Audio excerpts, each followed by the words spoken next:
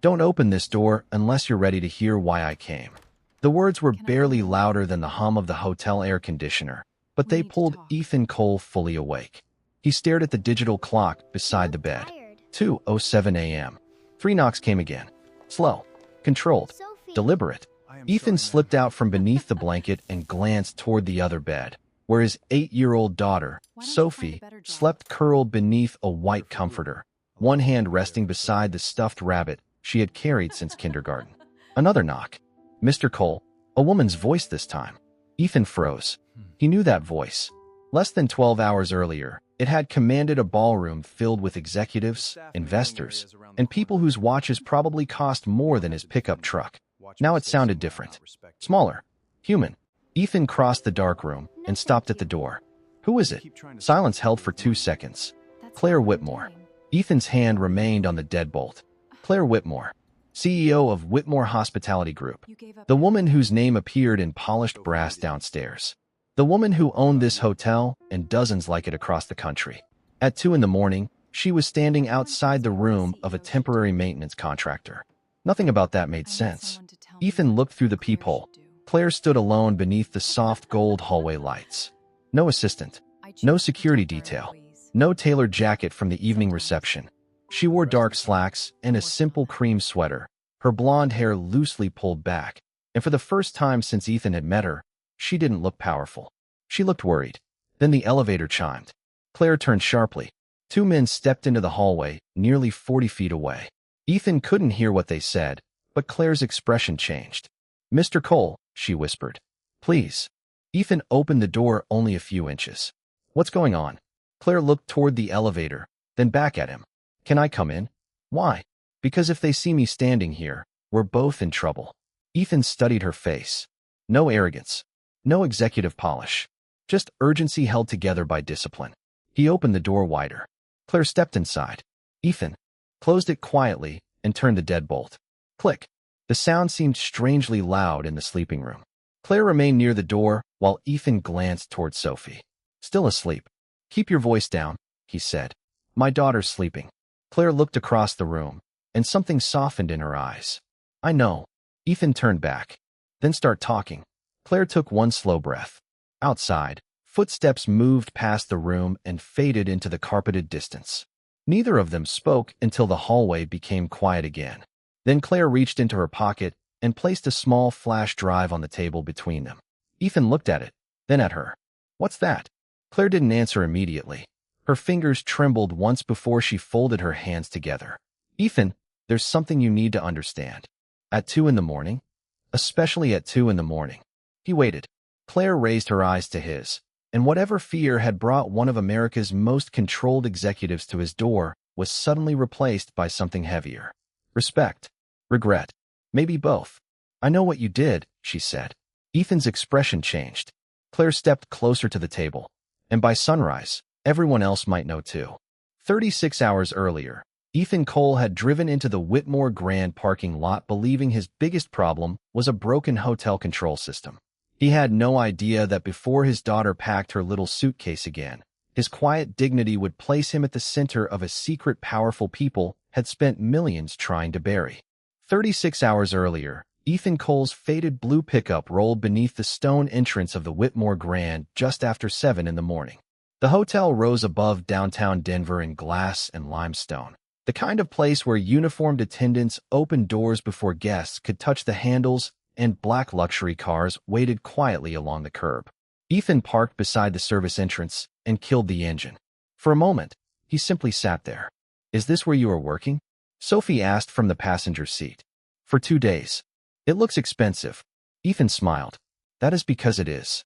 Sophie studied the building through the windshield, then hugged her small purple backpack against her chest. Ethan had arranged for her to stay with him because his regular sitter had canceled, and the hotel had given them a room while he handled the emergency repair. It was not ideal, but single fathers learned early that life rarely waited for ideal. Ethan climbed out, pulled a scratched silver toolbox from the truck bed, then carried Sophie's little suitcase with his free hand. No suit, no polished shoes, no impressive title. Just worn work boots, a charcoal jacket, and the quiet posture of a man who had stopped measuring himself by what strangers saw. Inside, the lobby smelled faintly of coffee, cedar, and fresh flowers. Crystal lights glowed above marble floors. Sophie stared upward. "Dad, that chandelier is bigger than our kitchen. Do not give it ideas." She giggled. Ethan had barely reached the service desk when a sharply dressed man stepped into his path. Richard Vale, Senior Vice President of Hotel Operations, according to the silver badge on his jacket. Richard looked at the toolbox, then at Ethan. "Deliveries are downstairs. I am not making a delivery. Contractors use the south entrance." Ethan nodded toward the door behind him. "That is where I came in." Richard's mouth tightened. "Then why are you standing in my lobby?" Ethan remained calm.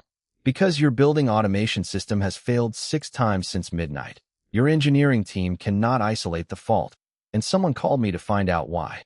Richard looked him over again, slower this time. "You are Ethan Cole?" "That is what my driver's license says." Sophie covered a smile. Richard did not. "Keep your work contained. We have investors arriving this afternoon.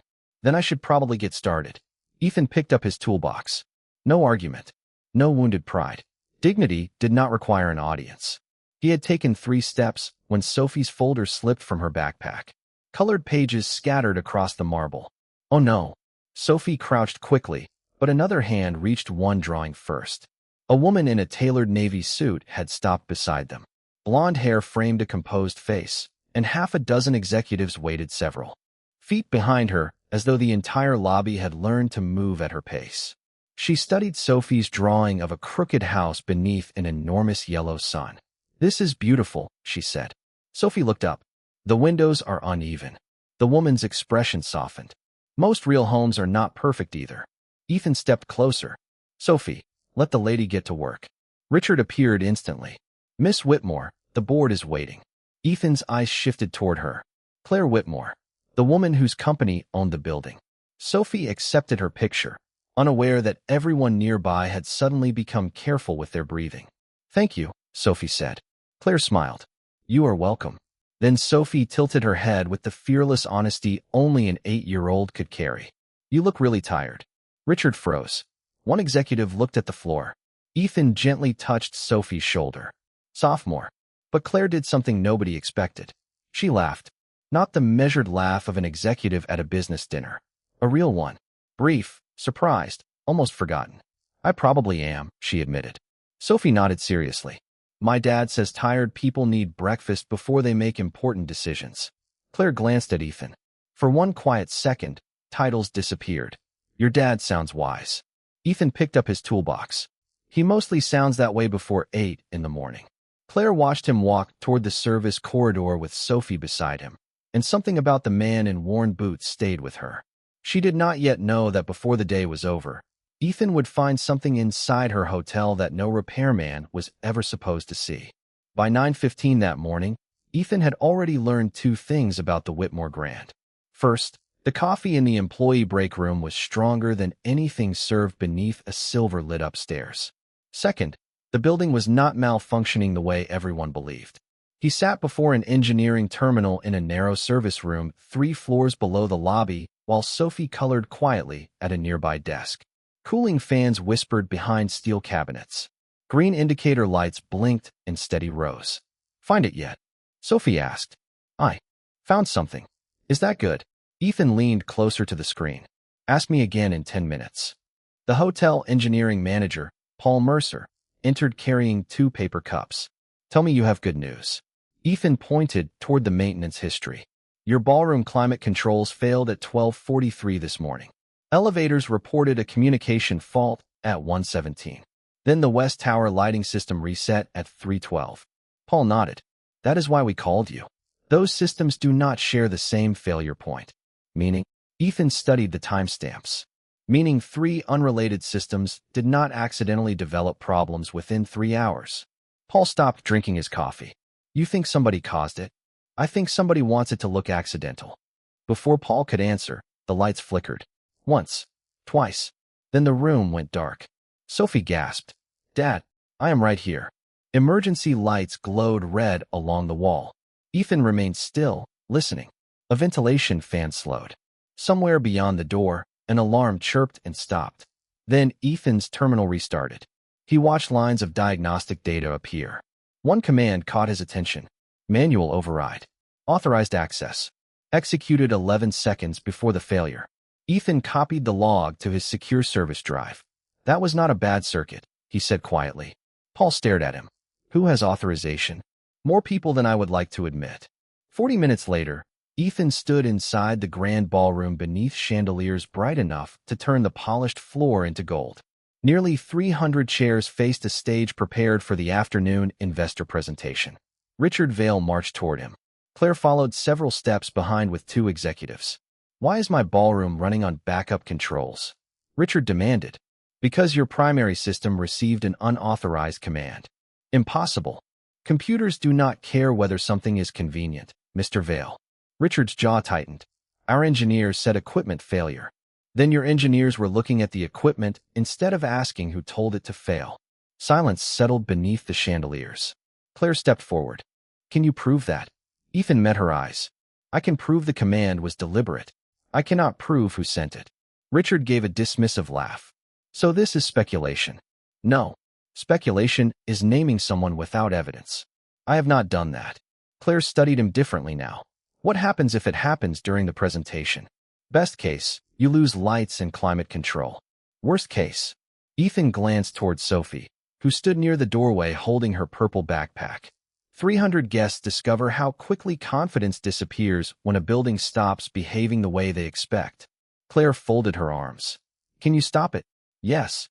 Richard scoffed. Our entire engineering department has been working since midnight.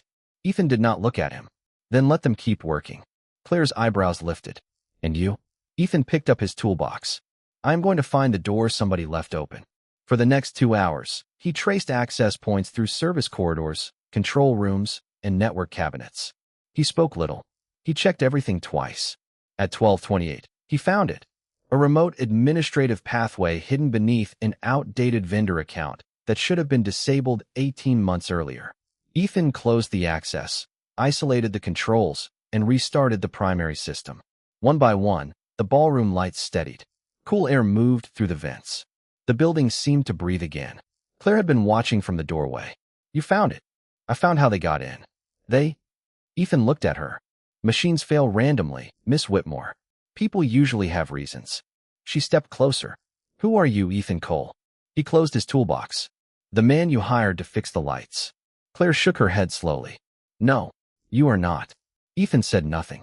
Because sometimes character is revealed not by the answers a man gives, but by the questions he refuses to answer before he knows the truth.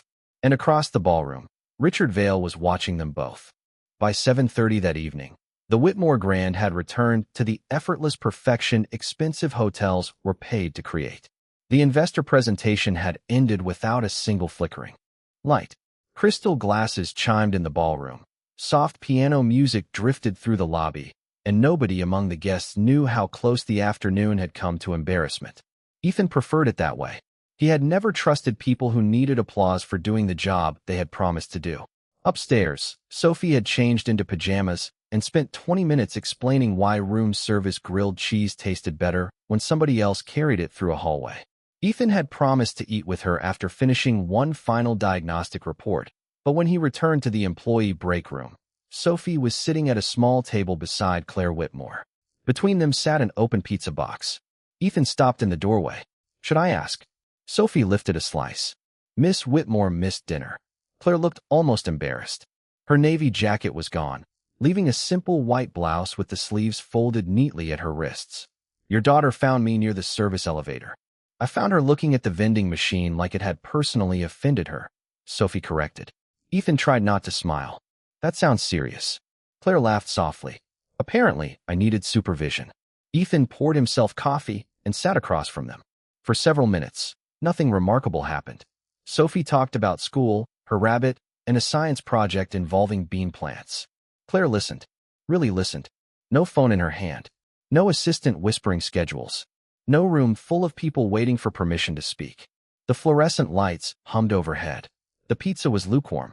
Somewhere beyond the wall, dishes rattled on a service cart. Yet Claire seemed more comfortable there than she had beneath the ballroom chandeliers. Do you always bring Sophie to work? She asked. Only when life ignores my calendar. His sitter canceled, Sophie explained. And Grandma is visiting Aunt Megan in Arizona. Ethan nodded. There goes my privacy. Claire smiled, then looked at him. You handle everything yourself? Most things. That sounds difficult. Ethan took a drink of coffee. Difficult is not the same as bad. Claire grew quiet. Sophie reached for another slice. Mom used to say that. Ethan's hand stopped around the cup. Claire noticed. Your wife. Laura. I am sorry. Ethan nodded once. Thank you. There was no dramatic explanation. No request for sympathy. Grief had lived with him long enough that it no longer needed introduction. Sophie looked between them, then announced that she needed more napkins and disappeared toward the counter 20 feet away. Claire lowered her voice. You never answered my question earlier. Which one? Who are you? Ethan leaned back. You asked that like there should be a complicated answer. You identified a network vulnerability my senior engineers missed. I had fresh eyes. You recognized deliberate interference before anyone else. I pay attention. Claire studied him. And you refused to take credit. Ethan glanced toward Sophie. Credit does not get her to school in the morning. Money might. The words escaped Claire before she could soften them. Ethan looked at her, not offended, only thoughtful. Money solves a lot of problems, Miss Whitmore. It just does not tell you which problems are worth solving. Claire's expression changed. People usually adjusted themselves around her wealth. Ethan did not admire it, resent it, or reach toward it. To him, it was simply another tool, useful only when placed in the right hands. Sophie returned carrying napkins. Did I miss anything? Your father was giving me advice, Claire said. Ethan shook his head. I was eating cold pizza. Sophie smiled. He does both at the same time. Claire laughed again, and for one quiet moment, she was not the woman whose signature moved millions of dollars. She was simply Claire, sitting beneath ordinary fluorescent lights with a father and daughter who wanted nothing from her. Then her phone vibrated on the table. She looked down. The warmth left her face. Ethan saw only the cinder before she turned the screen over. Richard Vale. Claire stood. I should go. Sophie waved. You can have pizza with us tomorrow. Claire hesitated, then looked at Ethan. Maybe. She walked toward the door, but before leaving, she glanced back at the little table, the paper plates, and the two people who had somehow made an employee. Break room feel warmer than her penthouse suite. What Claire did not know was that Richard had already begun asking questions about Ethan Cole, and by morning, respect would become something far more dangerous to both of them. The next morning, Ethan knew something had changed before anyone said a word. Conversations softened when he entered the executive conference room. A few people looked at his work boots, then at the long walnut table, as though one of those things did not belong near the other. Sophie was upstairs with a hotel employee Claire had personally arranged to watch her for an hour, and Ethan had been asked to explain the security vulnerability to senior leadership. Richard Vale sat near the head of the table. Claire sat at the head. Mr. Cole, Richard said, keep this simple. These people have schedules. Ethan placed a printed system log on the table. So do I. Someone hid a smile. Richard did not. Ethan explained the abandoned vendor account, the remote access pathway, and the deliberate commands sent into the hotel network. He used plain language. No performance. No attempt to make intelligence sound complicated. When he finished, Claire asked, can the person responsible still access the system? Not through that account. Can you identify them? Not yet. Richard leaned back. Then we have spent 20 minutes listening to a contractor tell us somebody, somewhere, might have done something. Ethan looked at him calmly. No. You spent 20 minutes learning that someone entered a restricted system, issued deliberate commands, and knew exactly which failures would attract the least attention. The room quieted. Richard smiled without warmth. You seem very comfortable speaking above your position. Ethan closed the folder. Facts do not have positions. Claire's eyes moved toward Richard. Enough. But Richard was not finished. Claire, with respect, we are allowing a temporary maintenance man to turn a technical problem into a conspiracy. I never called it a conspiracy, Ethan said. And yet you keep implying that people inside this company cannot be trusted. I said somebody had access. You have been here one day. That was long enough to find what your team missed. Silence fell again. Richard's face tightened. Then he changed direction. Perhaps this is about opportunity. A contractor gets close to the chief executive officer, suddenly discovers a dramatic problem, becomes indispensable. Convenient. Ethan's expression did not move. Claire straightened. Richard, I am asking the question everyone here is thinking. No, Claire said. You are asking the question you want them thinking. Richard ignored her.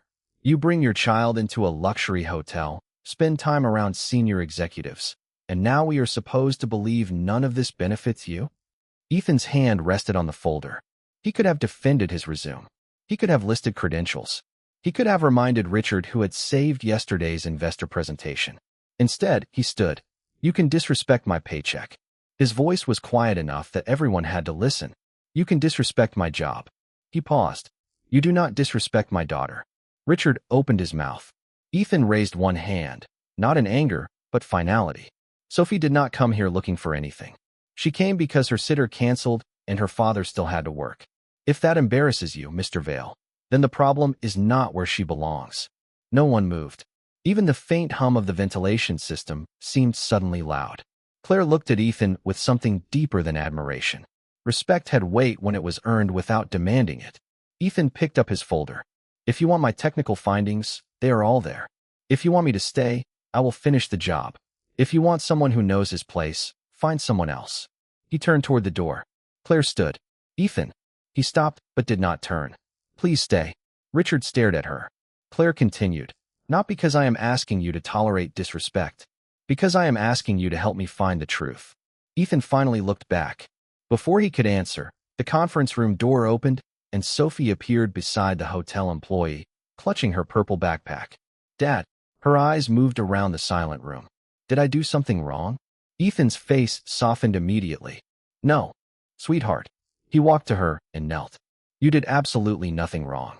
Claire watched him straighten the strap on Sophie's backpack, and in that small gesture, she understood something her boardroom had forgotten. Power could command a room. Money could purchase access. But dignity was the one thing nobody could give a man who had not already chosen to carry it himself. Across the table, Richard closed his laptop, and beneath his practiced calm, a new calculation had already begun. Claire waited until Ethan and Sophie disappeared into the elevator before returning to her office on the 26th floor. Morning sunlight spread across downtown Denver, turning the windows into pale gold, but she barely noticed. Richard's accusation had bothered her. Ethan's answer bothered her more. Not because it was disrespectful, but because it carried the quiet certainty of a man who had learned exactly what he could afford to lose and what he could not. Claire sat behind her desk and opened the contractor file Human Resources had sent that morning. Ethan Cole, age 38. Independent systems technician. Residential address in Lakewood, Colorado. Nothing remarkable appeared until she reached the employment history.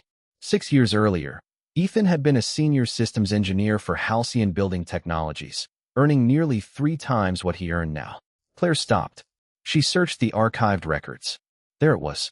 Ethan had designed commercial automation safeguards used in hospitals, office towers, and hotels across several states. His name appeared on 2 technical patents. Then, suddenly, his career ended. No promotion, no transfer, just resignation. Claire called her general counsel, Margaret Shaw. I need background on a former Halcyon engineer named Ethan Cole. Margaret paused. Your contractor? Yes. Why? Claire looked through the glass wall toward the city. Because everyone downstairs thinks he is a maintenance man, and I think we are missing something. 20 minutes later, Margaret called back. You were right. Claire listened. Years earlier, Ethan had discovered that Halcyon planned to approve a building control platform despite unresolved safety defects. Management wanted the launch kept on schedule. Ethan refused to sign the certification. He documented the problem, reported it through proper channels, and walked away when executives pressured him to reconsider. He gave up that career? Claire asked. Apparently. Why did he never return to corporate engineering? Margaret hesitated. His wife became seriously ill less than a year later. He shifted to contract work so he could control his hours and care for her. She died 3 years ago. Claire closed her eyes. Suddenly the worn truck, the toolbox, the flexible jobs, and Sophie's purple backpack told a different story. Ethan had not fallen because he lacked talent. He had stepped away from the ladder because someone he loved needed him more than the next rung did. That afternoon, Claire found him in a service corridor checking network panels. You investigated me, Ethan said before she could speak. Claire stopped. How did you know? People only look that guilty when they already know something personal. I am sorry. Ethan closed the cabinet. For looking, or for what you found? Both. He studied her for a moment. Then we are fine. Claire seemed surprised. That easily? You apologized. I can either accept it or spend the afternoon enjoying being offended. A small smile touched her face. You really did leave Halcyon because you would not approve that system. Yes. You lost a six-figure salary. Yes. And then Laura got sick.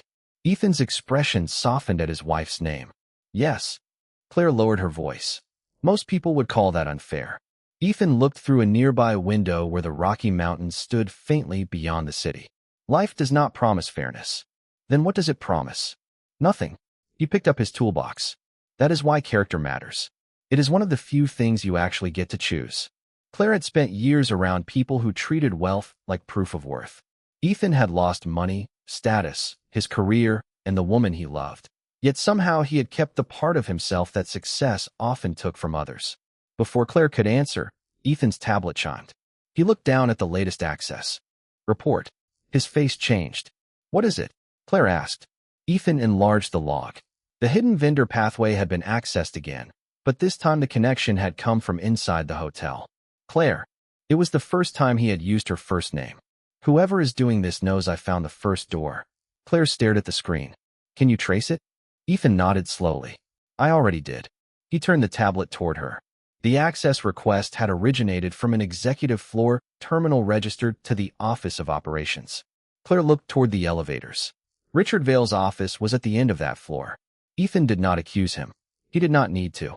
The truth had finally begun pointing in a direction of its own. Claire stared at the access record for several seconds before speaking. An executive floor terminal does not prove Richard used it. Ethan nodded. Exactly. She looked surprised. You are defending him? I am defending the truth. Those are not the same thing. That answer stayed with Claire as they walked toward the network control room. Ethan could have used the evidence to embarrass the man who had insulted him and Sophie. Instead, he refused to turn suspicion into guilt simply because resentment made it convenient. Grace was easy when nothing had been taken from you. It meant something different when you offered fairness to someone who had denied it to you. Inside the control room, Ethan pulled archived access records while Claire called Margaret Shaw and quietly requested badge logs from the executive floor. Within 30 minutes, the pattern became clearer. 3 system disruptions. 3 remote commands. 3 moments when senior leadership had been distracted by investor meetings. Someone planned this, Claire said. Yes. Why? Ethan enlarged a sequence of system reports. Maybe the hotel is not the target. Claire frowned. Then what is? Confidence. He turned the screen toward her. Your investors saw technical failures. Your board saw operational instability. If enough small things go wrong at the right time, people stop believing the company is under control. Claire's face lost color. A board vote was scheduled for 9 the next morning on a proposed acquisition that could shift control of several Whitmore properties. If the company appeared unstable, a group of investors could force terms she had spent months resisting. Before she could respond, the control room door opened. Richard entered with 2 members of hotel security and a man from corporate information technology. Step away from the terminal, Mr. Cole. Ethan did not move. Why? Richard placed a folder on the desk. Because we found your contractor credentials attached to an unauthorized administrative session. Claire looked at Ethan. That is impossible. Richard opened the folder. The session began at 2:16 this afternoon. His credentials. His assigned device. His access key. Ethan read the report once. Then again. That was copied. Richard gave a thin smile. Convenient. Check the authentication sequence. We did. Then check it properly. Richard turned to Claire. This is exactly what I warned you about. Claire's eyes moved between them. Richard continued.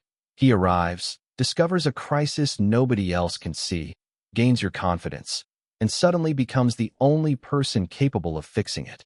Now we learn his credentials were involved. Ethan remained quiet. Claire wanted certainty, but all she had were competing facts and a room full of people waiting for her decision. Ethan, she said softly, did anyone else have access to your service drive? Not with my permission. Richard closed the folder. Security will escort him from restricted areas while we investigate. Ethan looked at Claire. Not Richard. Claire. She had defended him before. This time, she hesitated. It lasted only a few seconds, but sometimes a few seconds reveal what years of conversation cannot. Ethan understood. All right, he said. Claire stepped forward. Ethan, wait. You have a company to protect. I need time. Then take it. There was no anger in his voice, and somehow that made the moment harder. He collected his toolbox and headed upstairs. Sophie was packing her colored pencils when he entered their room. Are we leaving? She asked. Ethan folded her sweater into the suitcase. Looks that way. Did you fix everything? He paused. Not everything gets fixed on our schedule. 20 minutes later, Ethan stood beside the bed fastening Sophie's suitcase when his tablet chimed. A backup diagnostic process he had started earlier had finished analyzing the access sequence. Ethan opened the report. His eyes narrowed. The copied credentials had been inserted after the session ended. Someone had altered the audit trail. But beneath the false record was an older routing signature the person had failed to erase. Ethan recognized it immediately. It matched the hidden vendor pathway from the first morning. He saved the report to a separate flash drive and slipped it into his pocket. Downstairs, Claire received a message from Margaret. The executive badge logs had arrived.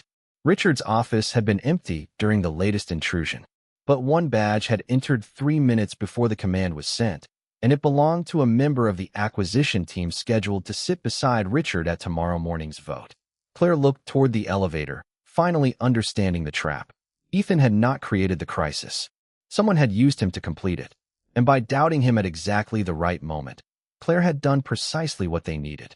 At 2:07 in the morning, Claire stood inside Ethan's hotel room with the flash drive between them and the sound of retreating footsteps fading beyond the door. Sophie slept only a few feet away, unaware that the adults whispering in the darkness were holding pieces of a decision that could change hundreds of lives by sunrise. Ethan looked at the drive. You said you know what I did. Claire nodded. Margaret recovered the original audit trail. Your credentials were added after the unauthorized session ended. You were framed. Ethan's face remained still. And the badge record? Belonged to Daniel Mercer, an advisor attached to the acquisition group. Richard had meetings with him, but I do not have proof Richard knew what Daniel was doing. Ethan glanced at her. Then do not accuse him. Claire almost laughed from disbelief. After everything Richard said about you? Truth does not become optional because somebody treated me badly. Claire lowered her eyes. There it was again. The thing she could not purchase, appoint, or command. Character. There is more, she said. The drive contains internal communications linking Daniel to the system disruptions. They wanted the failures documented before tomorrow's vote. If the board believes Whitmore operations are unstable, they can pressure shareholders into accepting the acquisition terms. Then show them. If I do, the investigation becomes public. The company could lose partners. The stock could fall. The board could remove me before this is resolved. Ethan folded his arms. So why are you here? Claire looked toward Sophie, then back at him. Because everyone around me has an answer. That sounds useful. It is not.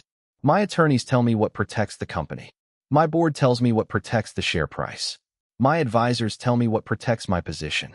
Her voice softened. Nobody tells me what protects the person I have to be after this is over. Ethan was silent. Claire stepped closer to the table. What would you do? Do not ask me that. Why?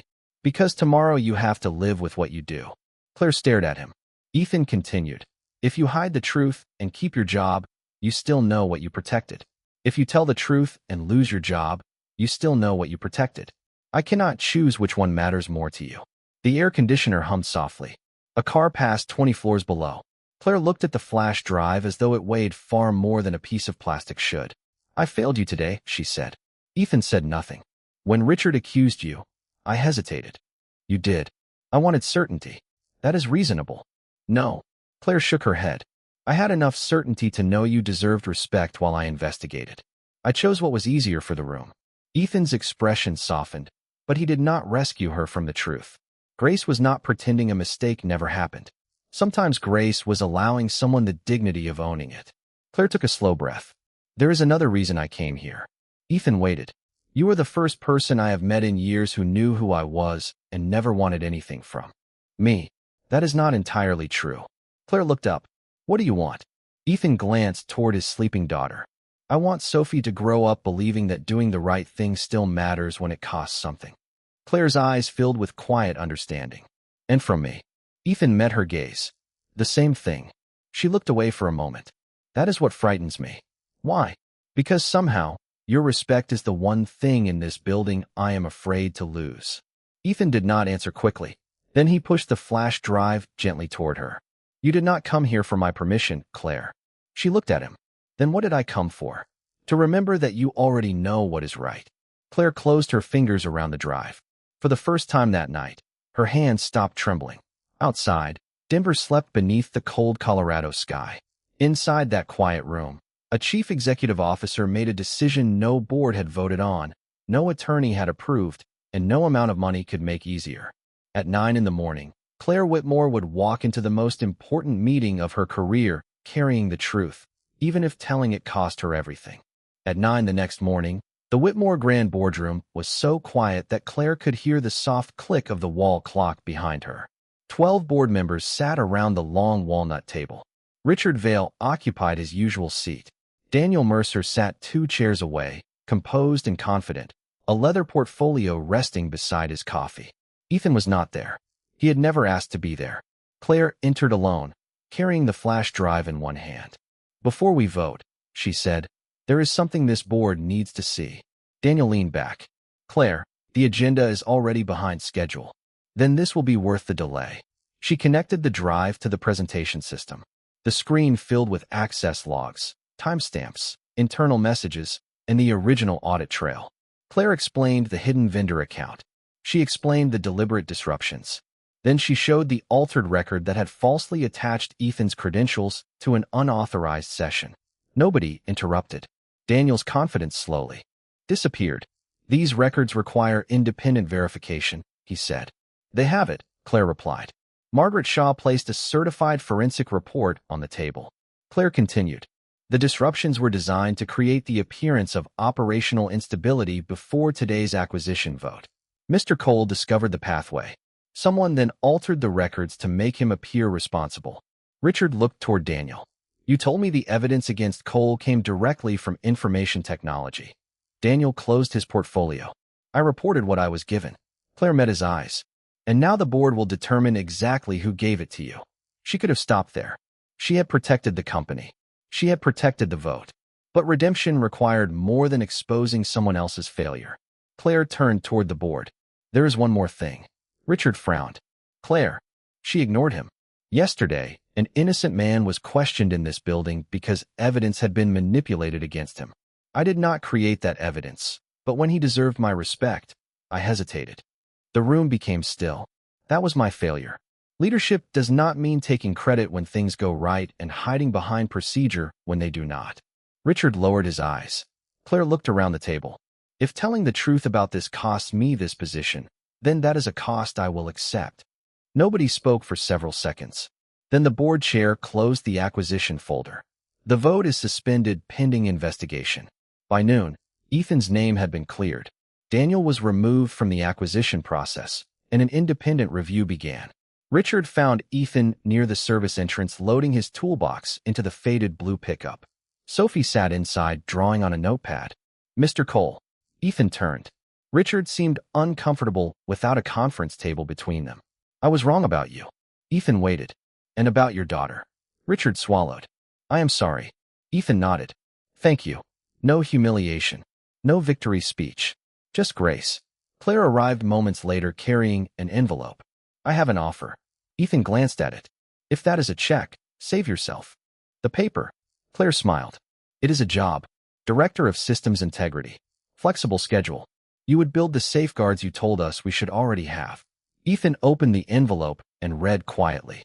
I take Sophie to school at 8:15. Then your workday starts afterward. I pick her up 3 days a week. Then those days and earlier. Ethan looked at Claire. You planned for that. I learned something about priorities. 3 weeks later, early evening sunlight warmed the small porch of Ethan's Lakewood home. Someone knocked. Sophie reached the door first. Claire stood outside in jeans, a simple sweater, and no executive entourage, holding a pizza box. Sophie's face brightened. Dad, the CEO is here. Claire laughed. Actually, tonight I am off duty. Ethan appeared behind Sophie. That must be difficult. I am learning. He looked at the pizza. Cole, not yet. Sophie stepped aside immediately. Ethan remained at the doorway for one quiet second. The last time Claire had stood outside a door waiting for him to let her in, she had carried fear, regret, and a secret that could destroy her career. This time she carried nothing that needed fixing. No crisis. No board vote. No request for rescue. Just herself. Ethan smiled and opened the door wider. Come in, Claire. She crossed the threshold, and Sophie began telling her about a science project before the door had even closed. Some second chances arrive with applause. Others arrive quietly, carrying pizza on an ordinary evening.